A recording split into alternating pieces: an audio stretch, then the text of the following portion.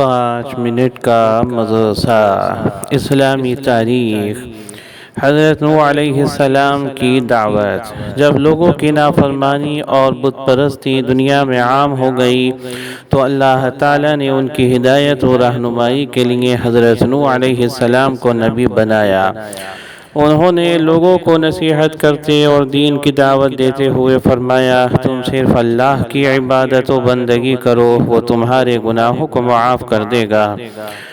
اس نصیحت کو سن کر قوم کے سرداروں نے جواب دیا، ہم تمہیں رسول نہیں مانتے کیونکہ تم ہمارے ہی جیسے آدمی ہو، اور جو لوگ تمہاری بات مانتے ہیں وہ کم درجے کے لوگ ہیں۔ حضرت نوح علیہ السلام نے فرمایا، اللہ تعالیٰ کے یہاں کا دار و مدار دولت پر نہیں بلکہ اللہ کی رضامندی اور اخلاص نیت پر ہے۔ میں تمہیں یہ دعوت مال و دولت کی امید پر نہیں بلکہ اللہ کے حکم اور اس کی رضا کے لیے دے رہا ہوں، وہی میری محنت کا اجر و ثواب عطا فرمائے گا۔ غرض حضرت نوح علیہ السلام دن رات انفرادی و اجتماعی اور خصوصی و عمومی طور پر ایک طویل عرصے تک قوم کو کفر و شرک اور اللہ تعالیٰ کی نافرمانی سے ڈراتے رہے، مگر وہ باز تو کیا آتے بلکہ الٹا عذاب الہی کا مطالبہ کرنے لگے۔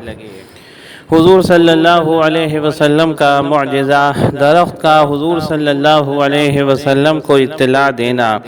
ایک مرتبہ کسی نے حضرت مسروق رحمۃ اللہ علیہ سے پوچھا کہ جس رات جنات نے حضور صلی اللہ علیہ وسلم کا قرآن سنا تھا، اس رات آپ صلی اللہ علیہ وسلم کو جنات کی حاضری کی اطلاع کس نے دی تھی؟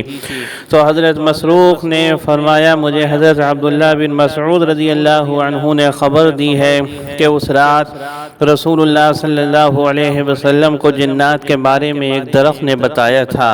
بخاری۔ ایک فرض کے بارے میں، نمازی پر جہنم کی آگ حرام ہے۔ رسول اللہ صلی اللہ علیہ وسلم نے فرمایا، جو شخص 5 نمازوں کی اس طرح پابندی کرے کہ وضو اور اوقات کا اہتمام کرے، رکوع اور سجدہ اچھی طرح کرے اور اس طرح نماز پڑھنے کو اپنے ذمہ اللہ تعالیٰ کا حق سمجھے تو اس آدمی کو جہنم کی آگ پر حرام کر دیا جائے گا۔ مسند احمد۔ ایک سنت کے بارے میں، جہالت سے پناہ مانگنے کی دعا۔ جہالت سے بچنے کے لیے اس دعا کا اہتمام کرنا چاہیے۔ اعوذ باللہ ان اکون من الجاہلین۔ ترجمہ، اللہ کی پناہ مانگتا ہوں اس بات سے کہ میں جاہلوں میں سے ہو جاؤں۔ سورہ بقرہ آیت نمبر 67۔ ایک اہم عمل کی فضیلت، نعمت کے ملنے پر الحمدللہ کہنا۔ حضرت انس رضی اللہ عنہ سے روایت ہے کہ رسول اللہ صلی اللہ علیہ وسلم نے فرمایا، جب اللہ تعالیٰ کسی بندے کو کسی نعمت سے نوازے اور وہ اس پر الحمدللہ کہے تو جو اس نے حاصل کیا ہے اس سے بھی بہتر دیا جائے گا۔ ابن ماجہ۔ ایک گناہ کے بارے میں، گھر میں تصویر رکھنے کی ممانعت۔ حضرت عائشہ صدیقہ رضی اللہ عنہا سے روایت ہے کہ رسول اللہ صلی اللہ علیہ وسلم نے فرمایا، جس گھر میں جاندار تصویریں ہوں اس میں فرشتے داخل نہیں ہوتے۔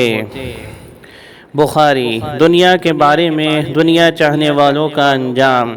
قرآن میں اللہ تعالیٰ فرماتا ہے، جو شخص دنیا کے فوری فائدے ہی چاہتا ہے تو ہم جس کے لیے چاہتے ہیں جتنا چاہتے ہیں اسے یہیں پر جلدی دے دیتے ہیں، پھر اس کے لیے ہم نے جہنم بنا رکھی ہے جس میں وہ ذلیل و خوار ہو کر داخل ہوگا۔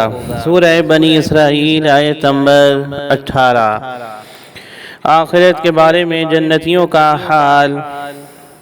حضرت جابر بن عبداللہ رضی اللہ عنہ سے روایت ہے کہ رسول اللہ صلی اللہ علیہ وسلم نے فرمایا، جنت میں لوگ کھائیں گے اور پئیں گے لیکن نہ تو پیشاب پاخانہ کریں گے اور نہ ہی ناک چھینکیں گے، بلکہ ان کا کھانا اس طرح ہضم ہوگا کہ ڈکار آئے گی جس سے مشک کی خوشبو پھیلے گی، اور ان کو اللہ کی ایسی تسبیح اور تکبیر بتائی جائے گی جس کو پڑھنا اتنا آسان ہوگا جتنا دنیا میں تمہارے لیے سانس لینا آسان ہوتا ہے۔ مسلم۔ طب نبوی سے علاج۔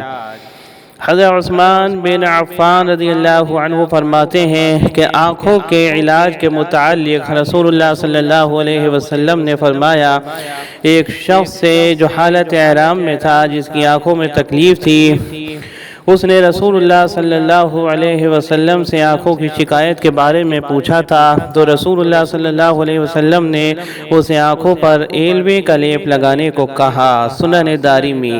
فائدہ: ایلوا دماغ اور آنکھوں کی تمام تکلیف کو دور کرتا ہے۔ طب نبوی۔ نبی کریم صلی اللہ علیہ وسلم کی نصیحت۔ حضرت عبداللہ بن عمر رضی اللہ عنہما سے روایت ہے کہ رسول اللہ صلی اللہ علیہ وسلم نے فرمایا، تم میں سے کوئی شخص وفات پا جائے تو اسے اپنے گھر میں دیر تک نہ رکھو، اس کو جلد دفن کرو، اور دفنانے کے بعد اس کے سر کی طرف کھڑے ہو کر قرآن کا شروع حصہ اور اس کے پاؤں کی طرف کھڑے ہو کر سورہ بقرہ کا آخری حصہ پڑھو۔ شعب الایمان۔ خلاصہ: شروع حصے سے مراد الف لام میم سے مفلحون تک، اور آخری حصے سے مراد